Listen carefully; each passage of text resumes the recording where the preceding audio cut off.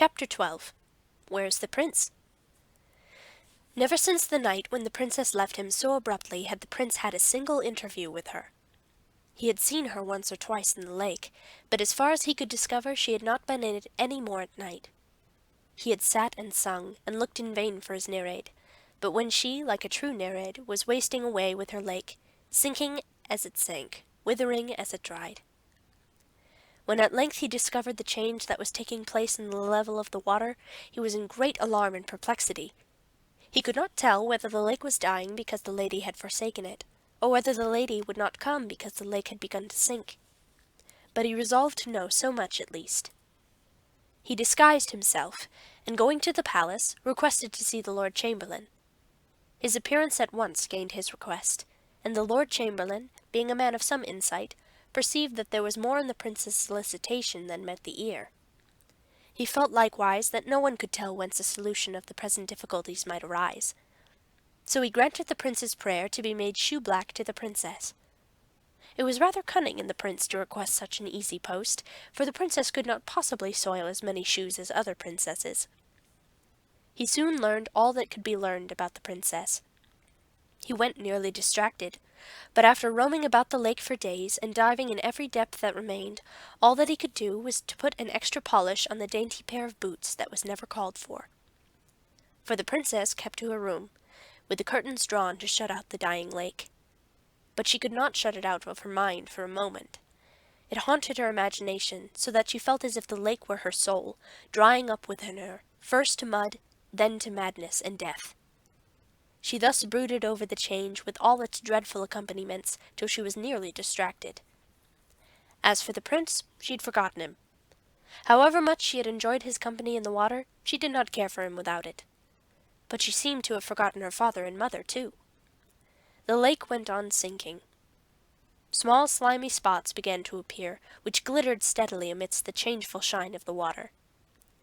These grew to broad patches of mud, which widened and spread, with rocks here and there, and floundering fishes, and crawling eels swarming.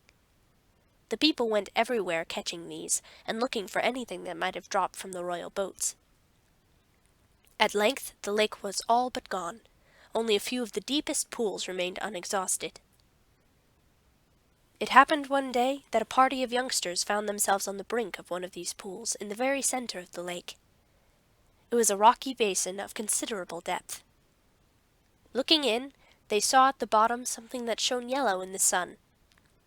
A little boy jumped in and dived for it. It was a plate of gold, covered with writing. They carried it to the king.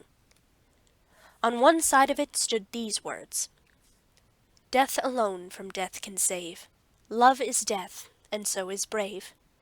Love can fill the deepest grave. Love loves on beneath the wave." Now this was enigmatical enough to the king and courtiers, but the reverse of the plate explained it a little. Its writing amounted to this: if the lake should disappear, they must find the hole through which the water ran, but it would be useless to try to stop it by any ordinary means. There was but one effectual mode. The body of a living man could alone staunch the flow. The man must give himself of his own free will, and the lake must take his life as it filled. Otherwise the offering would be of no avail. If the nation could not provide one hero, it was time it should perish. Chapter 13. Here I am. This was a very disheartening revelation to the king.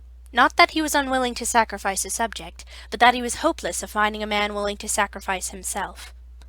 No time was to be lost, however, for the princess was lying motionless on her bed, and taking no nourishment but lake water, which was now none of the best. Therefore the king caused the contents of the wonderful plate of gold to be published throughout the country. No one, however, came forward. The prince, having gone several days' journey into the forest to consult a hermit whom he had met there on his way to Lagobel, knew nothing of the oracle till his return. When he had acquainted himself with all the particulars, he sat down and thought, "She will die if I don't do it, and life will be nothing to me without her. So I shall lose nothing by doing it. And life will be as pleasant to her as ever, for she will soon forget me. And there will be so much more beauty and happiness in the world. To be sure, I shall not see it." Here the poor prince gave a sigh.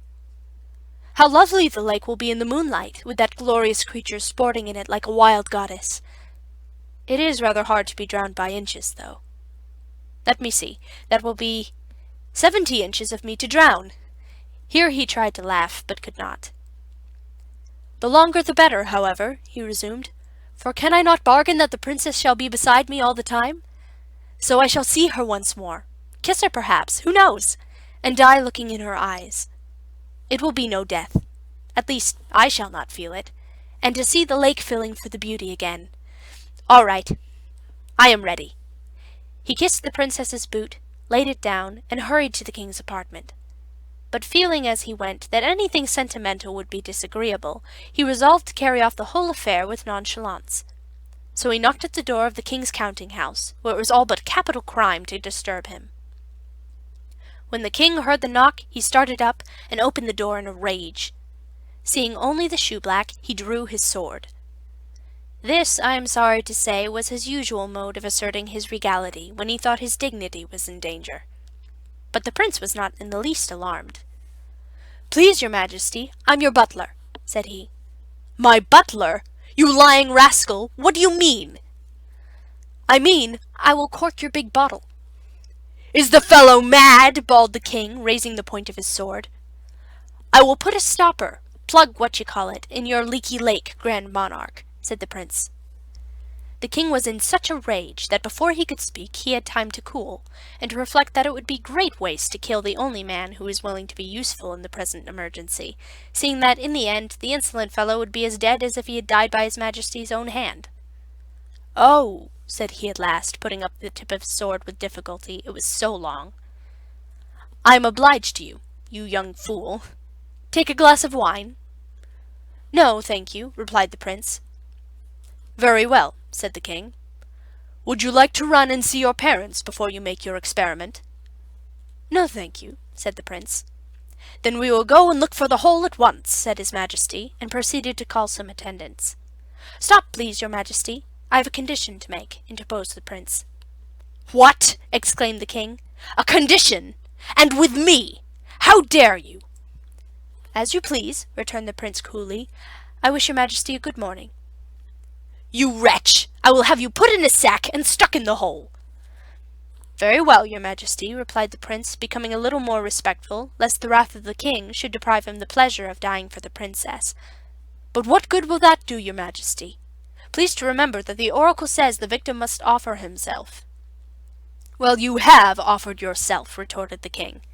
"Yes, upon one condition." "Condition again!" roared the king, once more drawing his sword. "Begone! Someone else will be glad enough to take the honor off your shoulders."